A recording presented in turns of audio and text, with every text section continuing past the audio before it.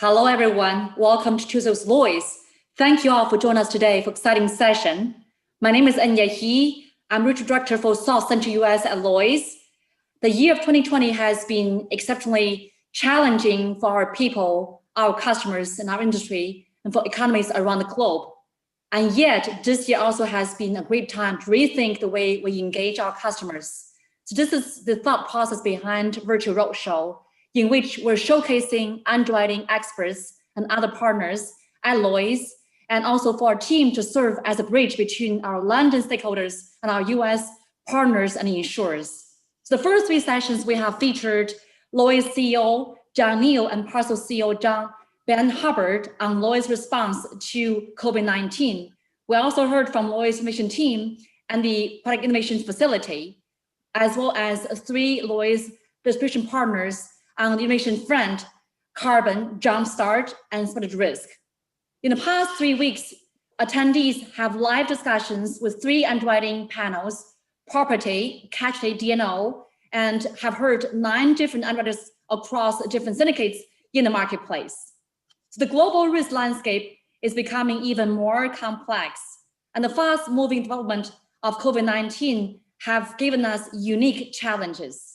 Throughout the global pandemic, Lloyds has remained open for business, continue to do trade efficiently using digital platform, and this momentum has enabled Lloyds to accelerate the modernization process of our market, including a virtual room that will enable our brokers and underwriters to connect and collaborate online alongside the physical trading environment. So this future fit, digital first Lloyds stands ready to partner with our customers to face new risk with confidence. And today we brought you a special panel feature 2 special leaders in our marketplace. And these represent together as 2 generations of leaders at Lloyds and are at forefront of our transformation of marketplace. First, we'll hear from Lloyds Chairman Bruce Carnegie-Brown. Join us from London today. Bruce will share with us the insight into Lloyds Blueprint number 2 and other exciting development in the marketplace. And joining Bruce is Chris Moore, head of ibott. ibott, which is also known as the insuring business of tomorrow, today, underwrites on behalf of Apollo Syndicate 1969 and was launched in August 2018. Chris and ibott team specialize in underwriting solutions for innovative companies in the sharing economy space. The session also features Ted Pike, who will be the moderator for the session. He is the broker at Besso, specialized in casualty. As many of you guys already know, Besso is Lloyd's wholesale broker working closely with US brokers and agents across the US to access Lloyd's of London. So over to you, Ted. Thank you, Enya, and thank you to the Tuesday with Lloyds team for allowing us this platform to speak to captive audience on the sharing economy, which is a subject very close to my heart and to Chris's heart. Besso, in conjunction with the hard work of Chris and the ibott team, have had a keen focus on this area for some time. Now, before I pass over to the 2 very, very well-known and illustrious speakers, just wanted to get a gauge of the audience that we've got listening, if that's possible. So, Mark, would you mind bringing up the first polling question?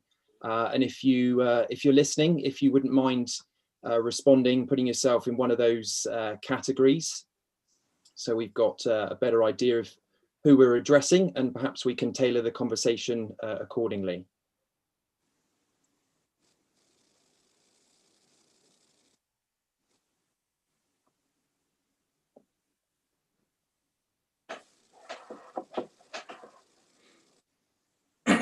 And the answers, Mark?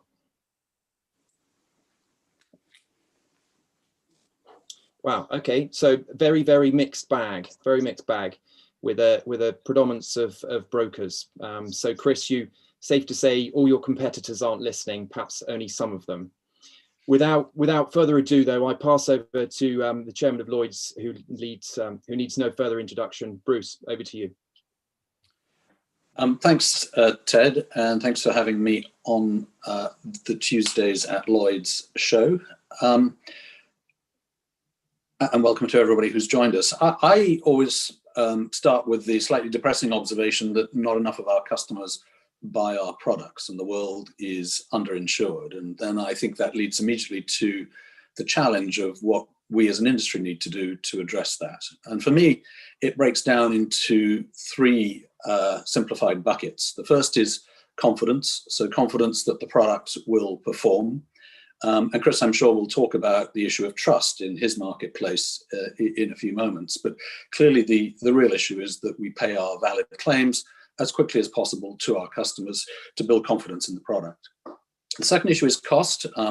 I have a strong view that our cost of manufacturing and distributing our products as an industry is too high. And any time as much as 30 and maybe even upward of that % of the premium that our customers pay to us for the protection that we provide leaks away in friction costs, that is too high. And I think that deters our customers from buying more of our product. And then the third is relevance, and we'll get to that in more detail in a minute, but crucially, the risks our customers are facing are changing dramatically. And Chris, again, will address that issue very specifically in terms of how the bricks and mortar that we used to be good at insuring are less and less important to our customers and to the risks our customers face, and that the nature of their risks has changed, and we need to respond to that. But if I step back and start with kind of where Lloyd's is, there are clearly a number of points on the spectrum that we need to focus on. So the first is, of course, making the market itself efficient and fit for purpose. And then the second is thinking about how we facilitate the right kinds of products for our customers. And that's where Enya came in with her comment about Blueprint 2. So a year ago in Blueprint 1, we painted a vision for what the market might look like, which is all about increasing the efficiency and the profitability of the market, offering better solutions to our customers' risk management needs, and making it easier and cheaper to do business in the marketplace, whether you're a customer or a capital provider.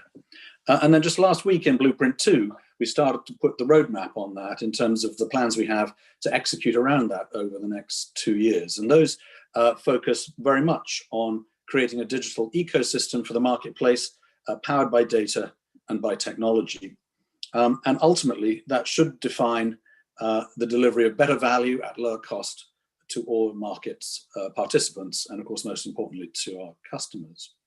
And if you define that, we've said it will deliver an intuitive, straight-through process for placing and binding risk, and that should enable growth through global reach and easier access to new products and services.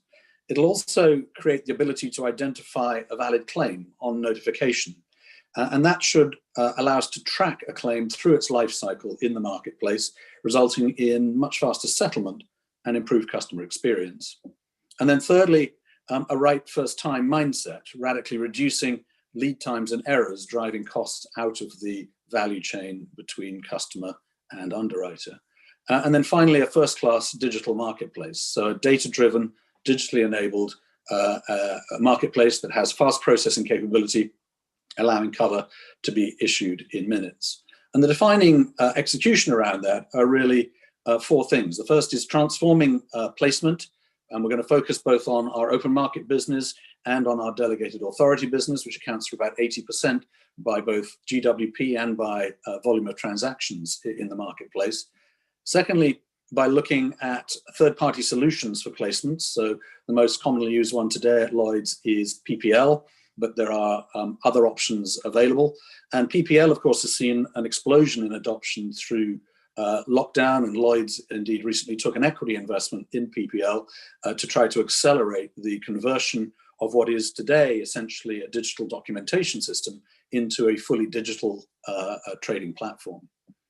The third piece is to build a new gateway. So any of you who've been through digital transformations before will know that the key issue is to get the data in the right form at the start. And the big challenge for the marketplace has always been the errors in not having the right data to start with and the constant reprocessing that goes on to try to sort through those issues. And so the gateway essentially will be a point at which if you want to go through the accelerated execution process, you need to meet Lloyd's data standards for that. And then once those standards are met, the rest of the process of binding and execution around the transaction should proceed very smoothly. Will effectively allow still a lay-by for products and submissions that don't meet all of those data tests initially. But in an ideal world, that data digital gateway would effectively be the pass-fail test in terms of getting you through the Lloyd's process as efficiently as possible. And if we do that well, the costs that we strip out from the market will be huge, and those costs will come back to the benefit ultimately of customers. And then finally, which I've already commented on, is re-engineering the claims lifecycle. That is, after all, the product that we sell.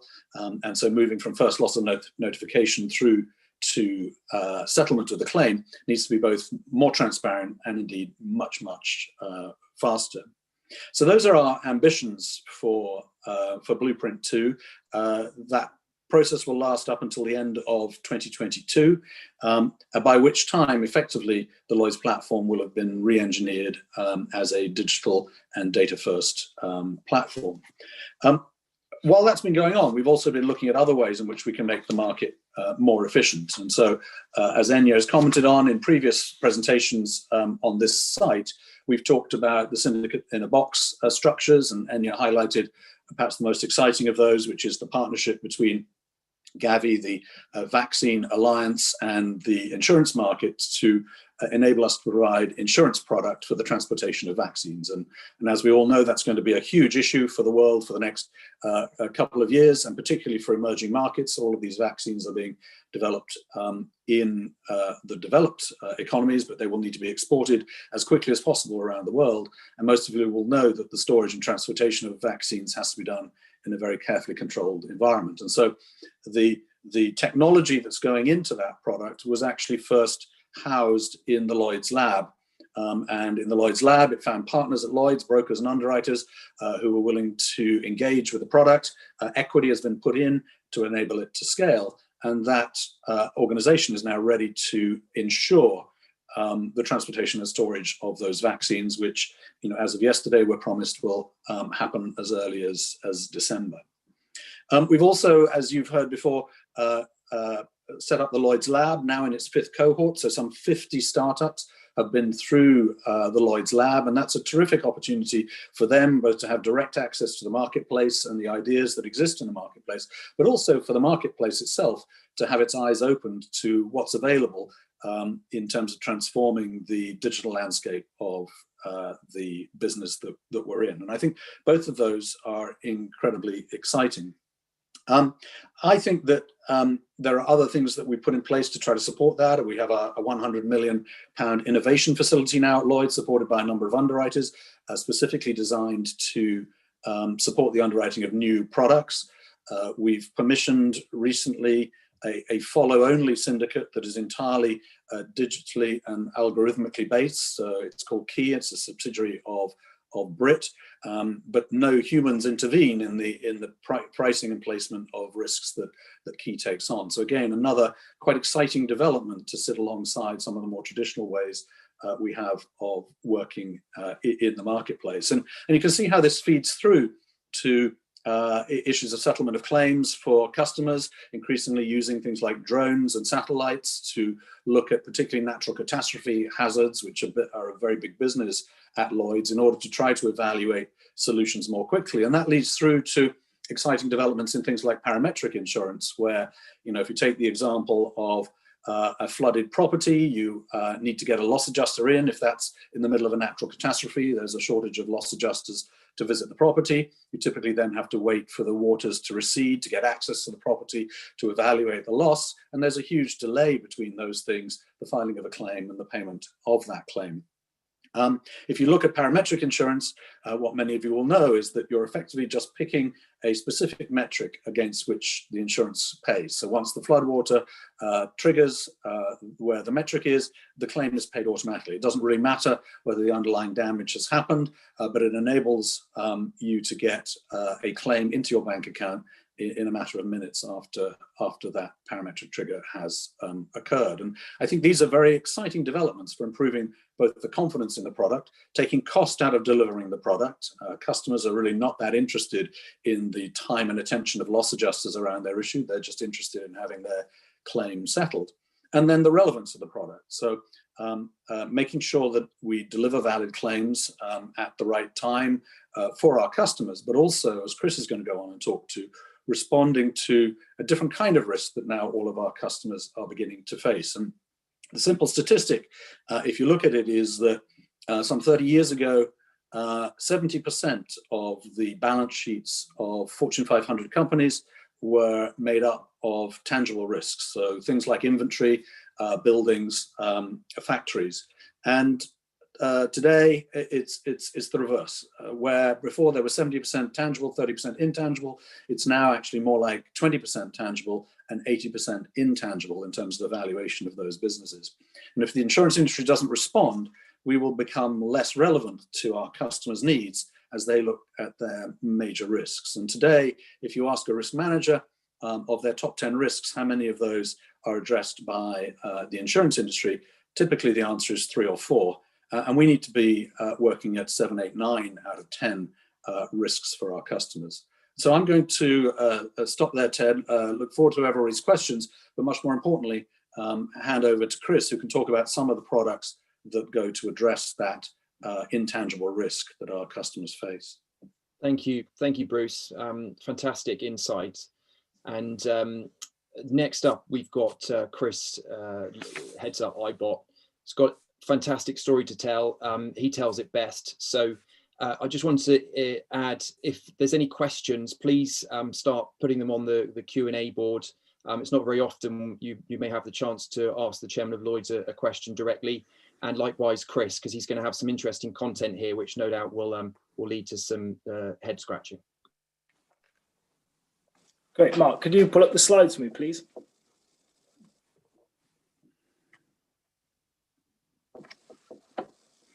Thank you. And as per Enya's introduction, my name's Chris. I'm the head of the ibott team, which is an Apollo managed SBA at Lloyds, and we're focused on creating insurance solutions for the sharing economy and future mobility.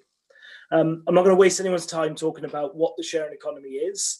When we first started considering risks at Apollo in 2013-14, we did spend a lot of time explaining exactly what this economy is because it was quite new. But today, I'm pretty sure that everyone on this webinar will be fairly familiar with the term and will probably more than likely have used one of the services, whether it's staying in a stranger's home on an accommodation sharing platform, whether it's taking a ride in a rideshare platform, using an e-scooter if you reside in a city that has them operating, or during lockdown and stay-at-home measures because of COVID-19. Ordering food or other types of products through an on-demand delivery app.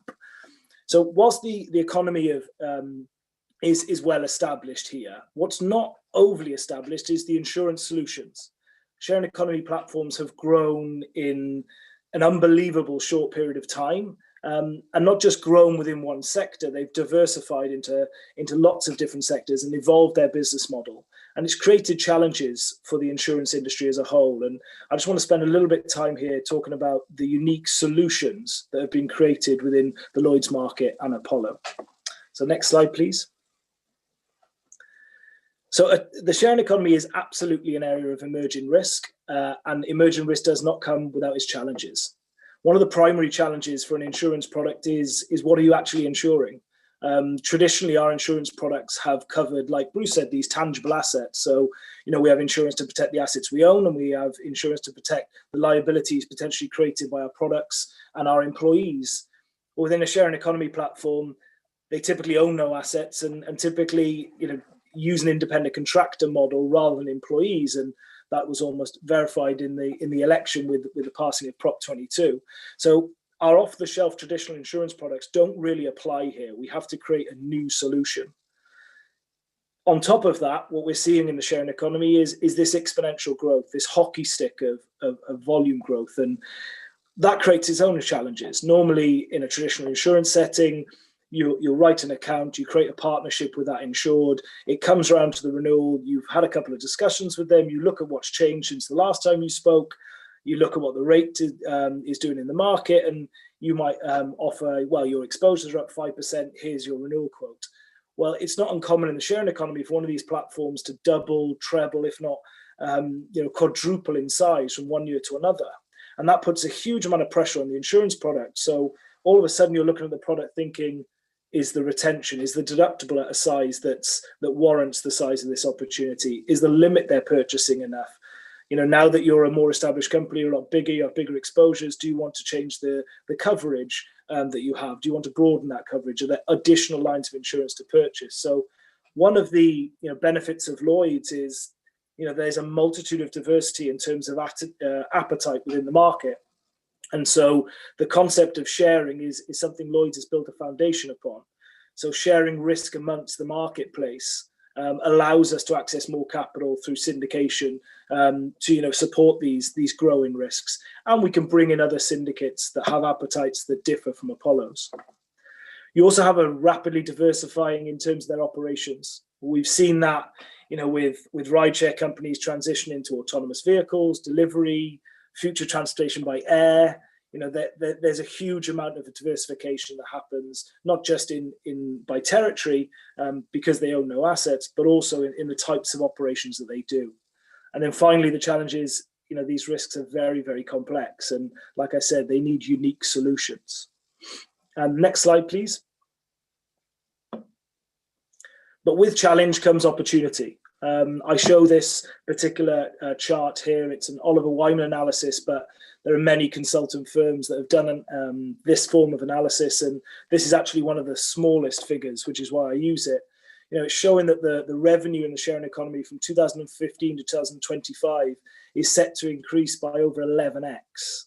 So from an insurance perspective, just tracking and making partnership with these companies and seeing that, that growth in terms of their top line obviously presents a big market opportunity for Lloyd's and the wider insurance industry. And there's many people who think it's just Airbnb and Uber, and they deserve to be, held as pioneers within the sharing economy. But within the Apollo team alone in Lloyd's, we see 10 to 20 submissions a week for sharing economy companies, and all of them come to Lloyd's for the innovation in that building. A lot of them are used to having people say, no, we don't have a product for you, and they come to Lloyd's to say, can you innovate? Can you create something new? And that's really why I think people are coming to ibott, and that's why we've set up this dedicated team to cater for this industry. And it's a lot bigger than just ride share and accommodation sharing. I've just shown some of the subclasses there. I wanted to touch on this, and this is really important. Trust is absolutely the currency of the sharing economy. It's quite a big thing for someone to put some of their prized possessions or do services and interact with a community they don't know. So it's a big thing to put your house onto a platform and allow a stranger to reside in it. It's a big thing to get into a car that you don't know anything about this car or who that driver is. And one thing that insurance can add value to beyond balance sheet protection, beyond a sort of an indemnity promise is be able to create trust. Most sharing economy companies have no issues with demand. It's about creating supply to cater for that demand. And so insurance can go a long way to helping create trust, which uniquely positions it compared to insurance for other types of economies. Insurance can help enable growth for a platform. And so it becomes so important for these platforms and can almost be used as a unique selling point. So if actually we can create a solution that allows a platform to sort of find new customers, to grow into new areas, to help improve their economics, that is something that you're offering more than just insurance. You're offering assurances beyond and helping companies grow. That's the sort of partnership that's going to be long term, and that's what we're really focused at Lloyd's and at Apollo. And so the final slide will be the next slide. As Bruce said, the future for our market, I absolutely think, is data-driven decisions. Within the ibott team, there are more actuaries than underwriters in our team. I passionately believe that will continue. And I see that role of underwriter versus actuary absolutely changing and a hybrid being created between the two. There is through a sharing economy platform, all powered by the fact that it's coming off your smartphone. There's access to huge amounts of data that we've not seen before. Now, there's many insurers that have not entered the sharing economy market because they will say there is not enough tenure, there's not enough data, there's not 20 years of lost data for me to build accurate pricing models. Well, I take a different view to that, and I think Lloyds does also. Whilst there's not incredibly long data, there is really deep data. And so we can pull lots of different metrics that we wouldn't have on traditional business. That allows us to create new risk models, that allows us to create dynamic pricing. We can look into usage-based insurance, which allows us to dynamically change pricing in line with trends that we're seeing in not just the market, but in the underlying exposures of these platforms. And this is absolutely something platforms want.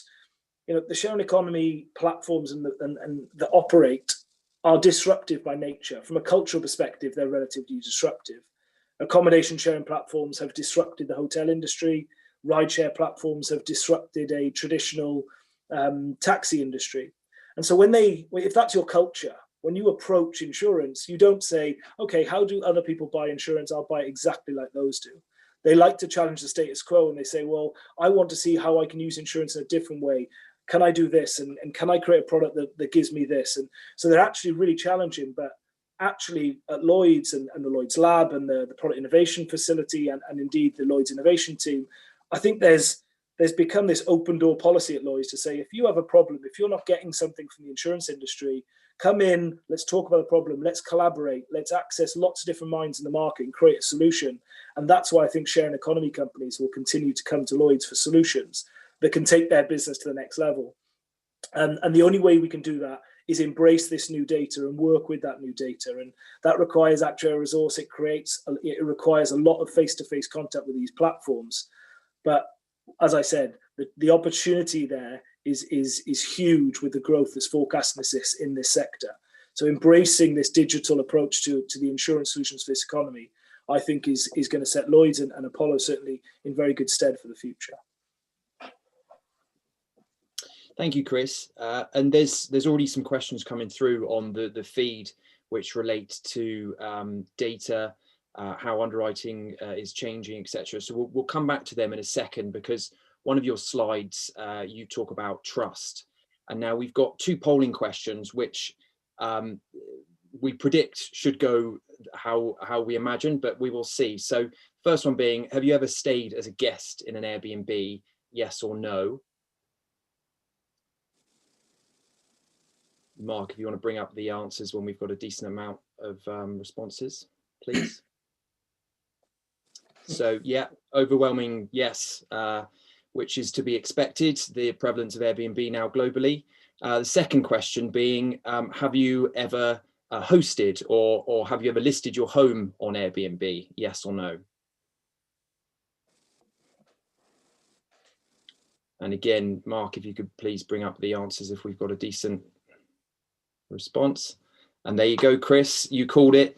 Do you want to speak a little more on that and how you've seen it time and time again, and how trust is so important for you in this market, and certainly for the sharing economy for accommodation risks or other examples? Yeah, I think it's crucial to have trust in any product or service you're going to use it. And for most people, their home is their most prized possession. So to share that with somebody you don't know is difficult. And I suppose for sharing economy platforms, that's the major hurdle that you have to embrace. You have to, have that trust within the community. And I think insurance goes one way to do that, but there's lots of other things that can be used.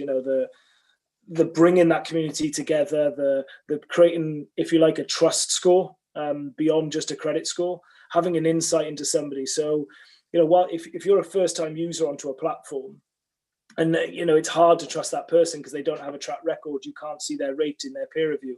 And I think there's a lot that the insurance industry could do to start saying, well, we know quite a lot about this person actually, because they don't just interact with one platform, they likely interact with 5 or 6, 7 platforms. So can the insurance industry work with that particular person to create that personalized trust score that gives them more access to products and services, but ultimately is doing what insurance should be doing, which is controlling risk. It's one form of risk management, which is risk transfer. But we're also, through Lloyds and certainly at Apollo, we're also thinking about other spectrums of risk.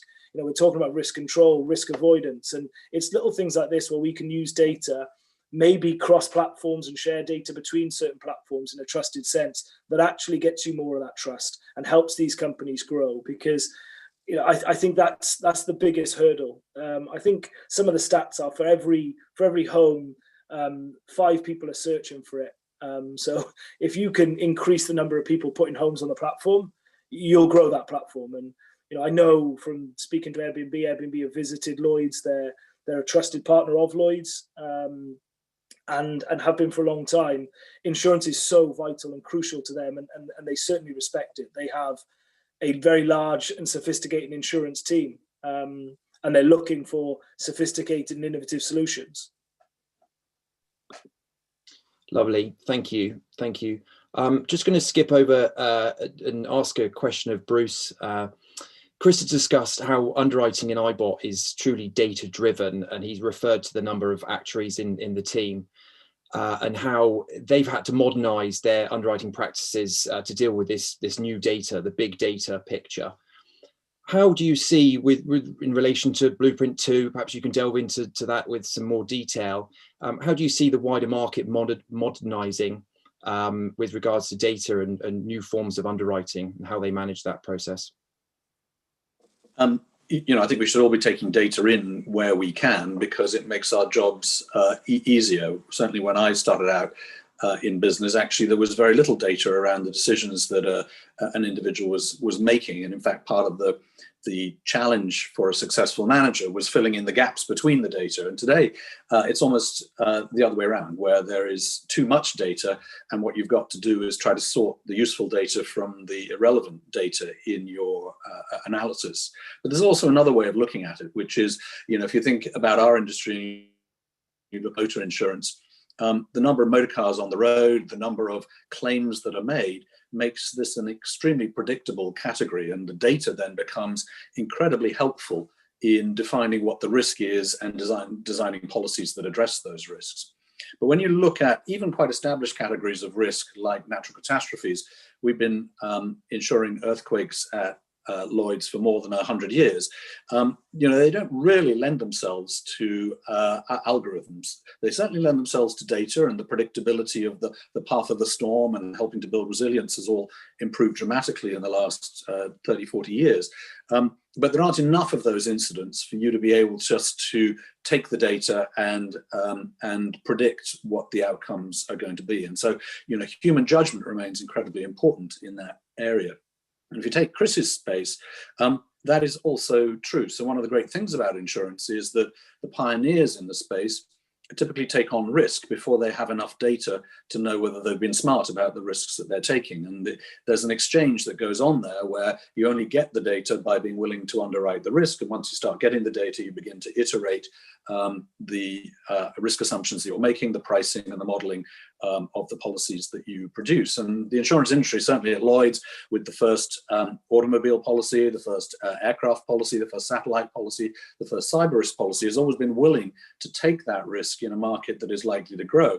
But in truth, it takes that risk in order to have a data exchange, and from that data exchange begins to build the models and get the actuarial perspective that Chris talked about. So there's kind of room across the spectrum here for things that are incredibly bespoke and still have a huge amount of human intervention, partly because activity is infrequent, or the risks are particularly complex, or there's a series of decisions that a customer needs to make about where they spend their dollar of risk protection money against the most important risks that they face. And at the other spectrum, there's a very highly commoditized end to the marketplace, where the cost of delivering it in a bespoke way is just too high relative to the value that's generated. And the challenge for Lloyds has been that, really, including today, we only take business in one way. We have one distribution, which is through a complex chain of broking networks. And that lends itself to our open market business very appropriately. The complex business that we bring from all over the world is always going to be supported by brokers, because customers need that advice, and the brokers need to intermediate for those customers in the marketplace. But as you go down the commodity spectrum, so the value of a broker in the transaction becomes less important. And you've seen, certainly in the United Kingdom, to a lesser extent in the United States, but you've seen things like price comparison websites crowding out brokers from the personal lines and motor insurance space. And that's because I can just log in my data as somebody who wants to drive a car. I know what car I drive, I know what my driving history is. I put it into a system that allows me to get upward of 90 quotes back within a minute from insurance companies wanting to provide insurance to me and my motor car. There isn't room, you could run around as fast as you liked as a broker, but there's no way you could get me 90 quotes inside a minute for that product, and there isn't enough margin in the product to justify that cost. And so this is all about tailoring data technology to the right place and making sure that we use the skills that we have as humans in terms of the judgments that we apply and the advice that we give to complement that data. And I think it's a very symbiotic relationship when used intelligently. Lovely. And during that response, you actually answered one of the other questions which came through, which is, where do you see brokers fitting into the new Lloyds, which I did have a slightly selfish interest in that answer. And I hear you in the complex risk will always require the expertise of a broker, whether the insured wants it or not. We will continue to add value in those instances. Now, Chris, let me add to that, just in case you think I've been knocking the broker in the conversation.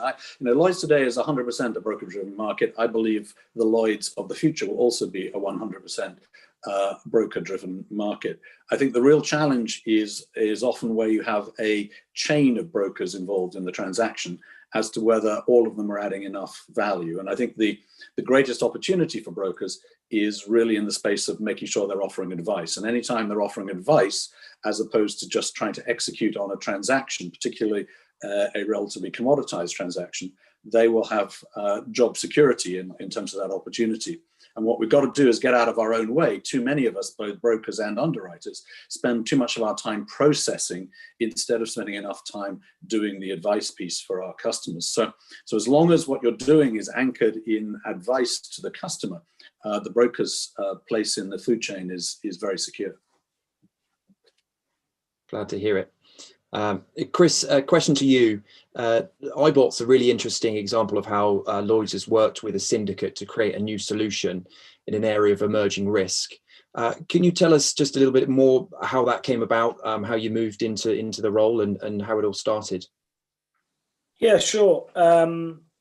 So I've been at Apollo since 2012. I think I was Apollo 14, and we'd always tried to do things slightly differently and tried to be as innovative as we possibly could. And so we started considering sharing economy risks at quite an early stage in sort of the life cycle of our liability book. And by the time we got to sort of 2017, early 2018, we realized there was such an opportunity here. We'd seen large sharing economy platforms emerge, create captives because there just wasn't enough insurance solutions that fit their model. And we just felt, there's got to be, we need to take this to the next level. We're probably dipping our toe in something. We need to commit, we need to have focus and dedicate to this class. And it was actually at the Meet the Market event in Texas in 2018 that Enya kindly invited us to speak at.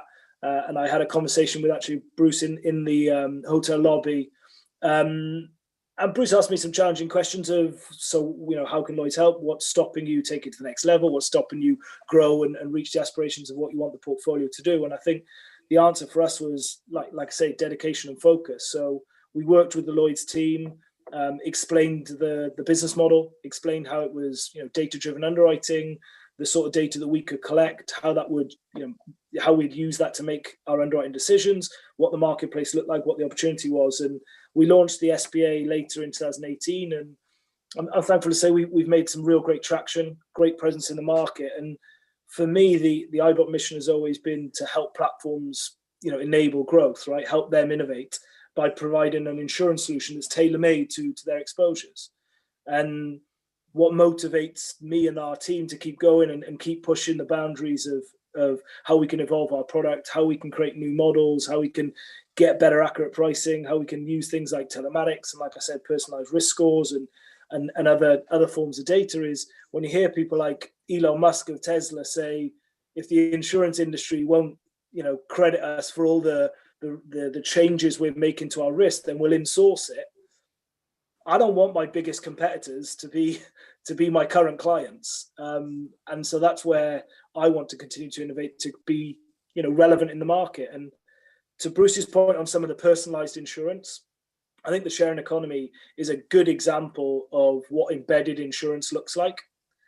So most of these platforms are trying to remove that hurdle, because as much as many people on this webinar may love insurance, your individual non-insurance professional doesn't love buying insurance. And dare I say, I don't really like buying car insurance and home insurance myself. So sharing economy platforms are trying to remove that and make it, don't worry, when you interact with my product, I'll take care of the insurance for you. So no longer have I got to go after that really high acquisition cost of the customer.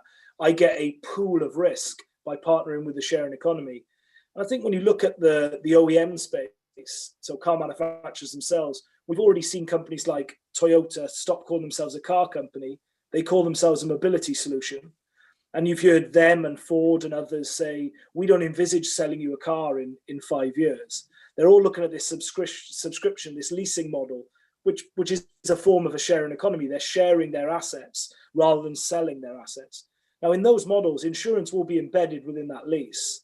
And you hear about some of them sound amazing. You hear about BMWs where you can change your car pretty frequently. So Monday to Friday, you can have the SUV when you're doing the school run and dropping the kids off. And then on the weekend, when the kids go to the grandparents, you can have your car swapped when you're sleeping on your driveway on a Friday night to the little coupe that you can go driving into, wine country, or go on a trip with your wife. And it's all to your preferences. Insurance is taken care of. It's fueled. It's maintained. That product sounds amazing.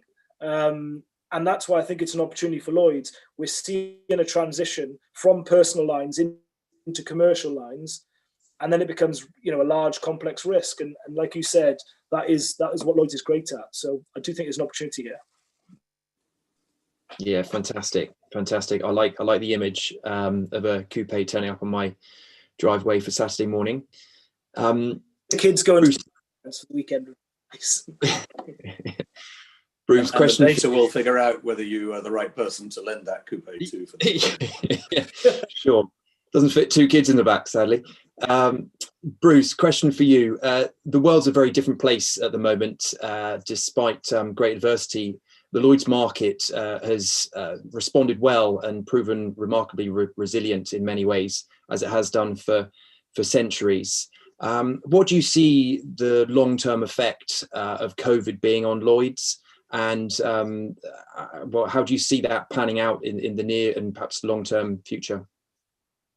Well, look, we should start by commiserating with those for whom COVID has been a brutal experience. But that is a short step away from actually celebrating the fact that we made some quite good career decisions by being in the insurance industry, because I think this industry has converted to remote working extraordinarily well. Most of us have been able to stay very active and operate at near full capacity in terms of the dealing with customers, placing risks, making sure claims get paid. And so in terms of COVID impact, the insurance industry itself is relatively unaffected, apart of course from the huge claims that we're paying for the impact of COVID on the economies around the world.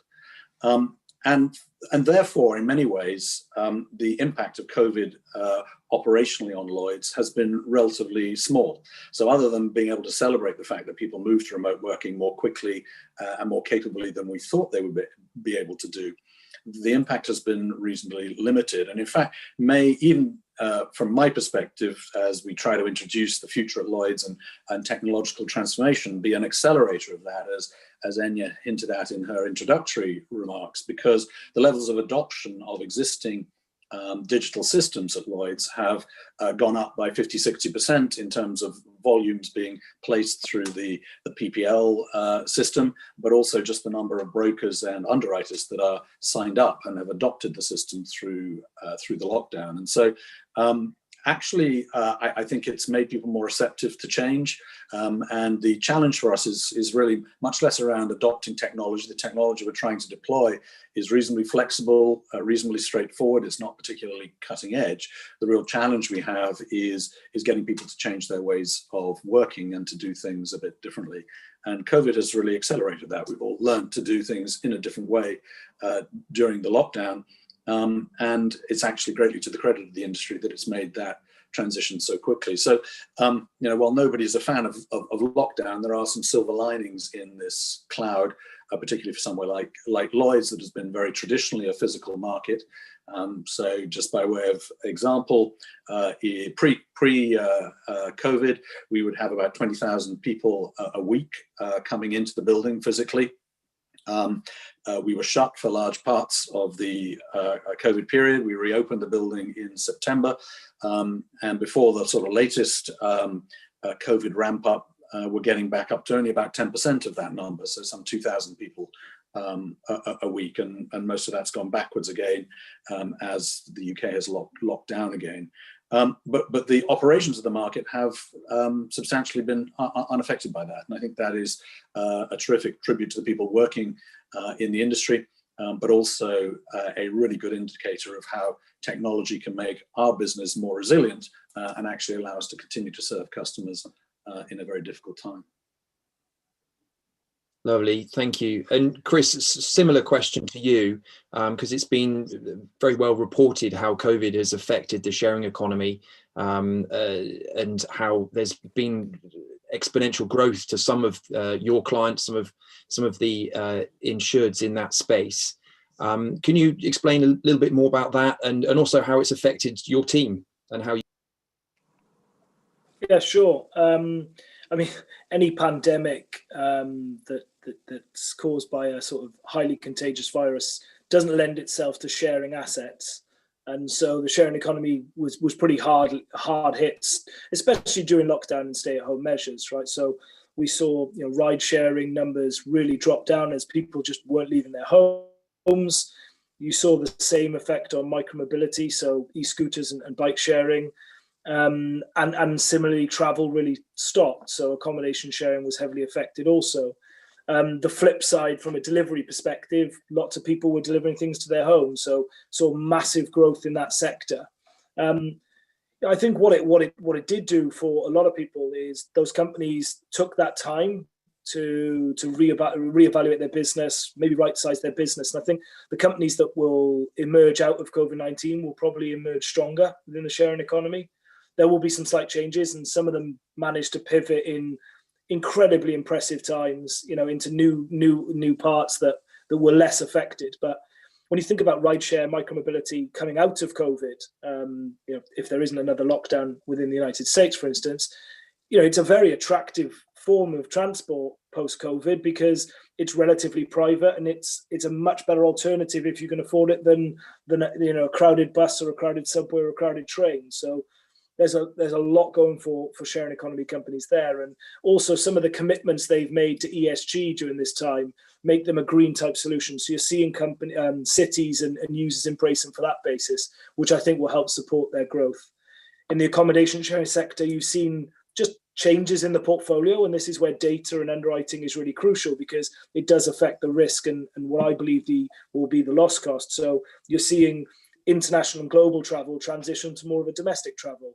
And you're seeing the length of stay within accommodation sharings a lot higher because of how difficult it is to move around. People are just staying in one place for longer, and people still want to do some form of holiday. They want to break between the work, and that is tough during lockdown measures. And we've seen emergence of new types of sharing economies that we didn't think would ever have the scale that we've seen them, and particularly in things like recreational vehicles. So sharing, motorhomes, and people now who've never used a sort of motorhome, have never owned a motorhome, are saying, well, why don't we rent them? And this can be our holiday. Well, drive into some state that we've never been to. So you're seeing an emergence of new types of operations, and you're seeing new customers. So people that have never used an on-demand delivery app before for their groceries or for a meal in the evening have used them. And overwhelmingly, I think the feedback has been, this is a great service that I wouldn't have tried if not for COVID. So if sharing economy companies can capture those customers and keep them, I think growth looks good for them. In terms of our team, I take my hat off to both our clients and the brokers that support our business. They've actually been incredibly proactive, where one might have thought that our new business would have ground to a halt and income would have been really severely affected. But I think people have used their times to work on projects and take the time to evolve what their product looks like. So we've done a number of data workshops with clients. So we're trying to explain to them what data we think is meaningful from an insurance perspective and how we can use that data to create new models and get better reflection of pricing. So if you take a delivery company, for instance, we're trying to say, well, there's more going on here than the miles driven and where those miles are driven. What about telematics? What about driver behavior? Can we use driver scoring and input that into the risk? Can we look at what happens if you do more deliveries in the day versus the nighttime? That must impact your risk. Can we look at the individual vehicles that use? How old are these vehicles? What advanced driver assist systems do they have? Do they have automatic braking features? That sort of thing. How does that play out in the risk? So lots of things like that we're investigating, but it's always in collaboration with the client. So we're always talking about the why. Why are we asking for this data? What are we trying to build? And ultimately, it's a better reflection of your risk, which is going to give you more advantageous pricing and hopefully give you the control to say, now I really know what my insurance cost is for each one of these individual transactions, whether it's a delivery, a night stay, or a ride. And then the platform has the control to say, well, that insurance cost for that is too big, so I'm either going to work on controlling it and reducing that risk, or I'm going to focus on another market where I can grow and the unit economics are better. So I think we're trying to take, that facade off insurance and be really transparent in how our pricing works. But we want to do that, like I say, in collaboration. So yeah, it's been busy, but a lot of project work. Super, thank you for that. Now we've had a raft of questions come through, and we've got just less than 10 minutes left. So I'm going to try and rattle through a few, well, as many of them as we can. If we don't get to them for any reason, we'll try and sort of type a response after the fact. But first one, Bruce, is for you, and it relates to Key, the Brit entity that you mentioned. And it reads, do you foresee other insurers following in Brit's footsteps with an algorithm-based follow-only syndicate? Yes is the short answer. I think that, we already have different kinds of capital attaching in different ways at Lloyds. So there are existing syndicates at Lloyds that have sidecar arrangements within Lloyds. As most people will be aware, there are also kind of ILS type structures that attach to insurance capital. And, we would expect more of this to happen and more of that to be kind of algorithmically driven at the end of the day. So, the key pick that Key makes is which syndicates at Lloyds will it follow in addition to Brits. And once it's decided which it wants to follow, then the algorithm works on a straight through basis. And, that's a great way of taking cost out of the processing part of the structure. There are a bunch of questions that always arise around these things in terms of whose obligation is it to make sure that the risk is properly booked and the claims properly settled, etc. And lead syndicates, ought to have some view about the degree to which they want to protect their own intellectual property from people just piggybacking off that property.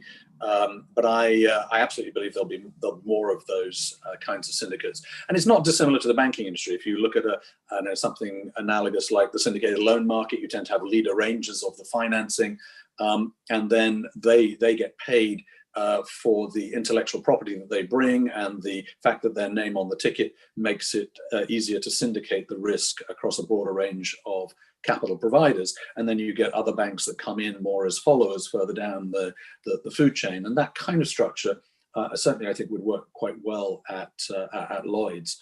But I think you've got to be a little bit careful, and the insurance industry is not particularly good at this, about if you're a leader in the space, making sure you protect your intellectual capital, because follow capital will get smarter and smarter about pinching the best ideas and being quite selective in the places that it follows. Super, thank you, Bruce. Question for you, Chris, which again you touched on in your speaking. Can you elaborate more on how there's a future role between the underwriter and the actuary, and what exactly you see that role looking like, this hybrid? Yeah, sure. I think, and this is my personal experience, and may differ within different syndicates, but for me, it was very much underwriting, discusses with brokers, discusses with clients, collects data, shares that with actuarial as and when required, and that will differ on how big the risk is or what your internal procedures are. The actuaries give you some form of numbers. You would work with them to hope that the numbers give you something from an underwriting perspective that you think that you can commercially partner with somebody and sell that sort of number. And that's typically what the process had been. And I think, you hear of stories of conflict between underwriters and actuaries. Well, we kind of flipped that model and said, why does our actuarial function sit outside of our underwriting function? And the actuaries within the ibott team sit with our underwriting team. They are part of our team. It's not a separate siloed function.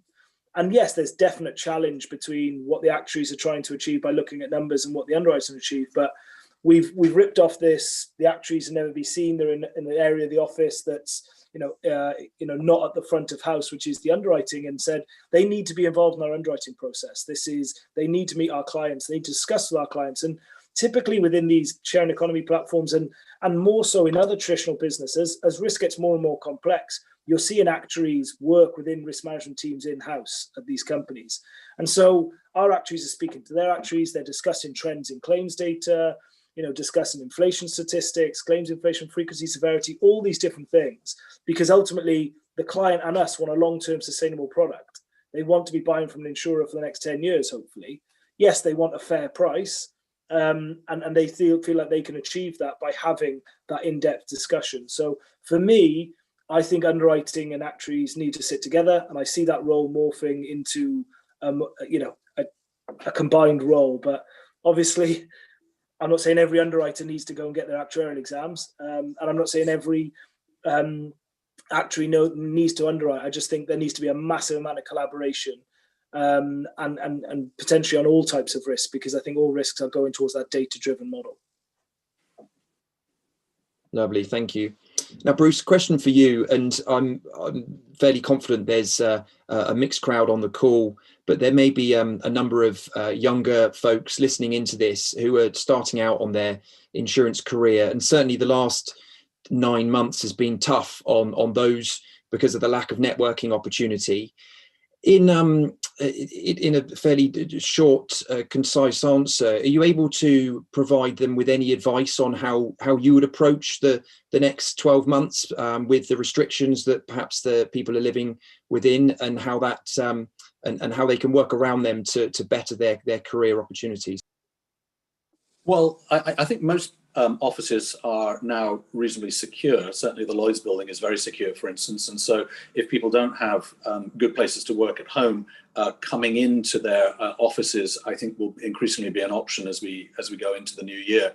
And of course, once you come into the office, you begin to interact with other people, I think, in a reasonably COVID secure way. And so I think what we'll have is a much more what I call a mixed economy of people working remotely and people working physically as we come out of lockdown. And I would encourage people to challenge their bosses and their managers on whether that option exists for them if they are working in unsatisfactory conditions at home. I do think there are substitute ways of creating networks. This is one of them.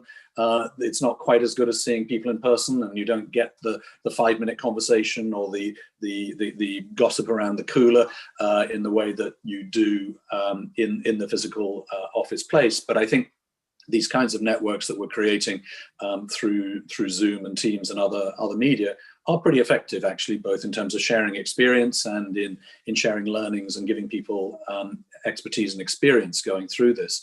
It is a tough process, and I think it is particularly tough for younger people who don't have those established networks. I'm a big believer in strong management, and I think that most of the weakness in these things is people having bad bosses, actually. And so you need to figure that out and challenge your manager and be reasonably constructive and positive about what you need from him or her to help develop your career through this period, and then you form your own judgment about whether you're getting that kind of support. That's fantastic. Thank you. Now, conscious, Enya, we've come to the end of our time.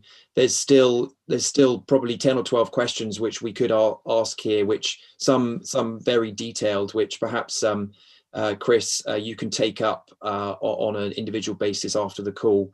But I pass it back to you, Enya, for the closing comments. Thank you all so much. Big exercise thanks to Bruce, Chris, and Ted. A wonderful session and insightful comments. We really appreciate your time and insight. Very exciting to see Lloyds is moving towards a data-driven and digital platform for a first class of insurance market. Also exciting to see the leaders from the syndicates, from the corporation, from the brokers working together to help customers coming to embrace new risk and come up with new solutions for the new economy. So with Thanksgiving holiday coming up, we're going to take a short break of the Tuesday with Lloyds series for the holiday. Now we'll resume the sessions December 1st, Tuesday, featuring a panel of E&O underwriters from MS Amlin. So it's Lloyd Fielder and John Mott of Brit, as well as Brenna Westinghouse at Beasley. So thank you again for joining us today. Before we call it a closing, we'd love to have your feedback. You see the link that Mark just posted for a short survey, 3 questions only, to help us to improve the session quality. And thank you again to help us. With that, if you guys have any questions unanswered, please reach out to us either on LinkedIn. We have a post on LinkedIn. We have a link right there, share with you guys. Also, you can reach out to Chris more directly. Any questions on ibott. Sure.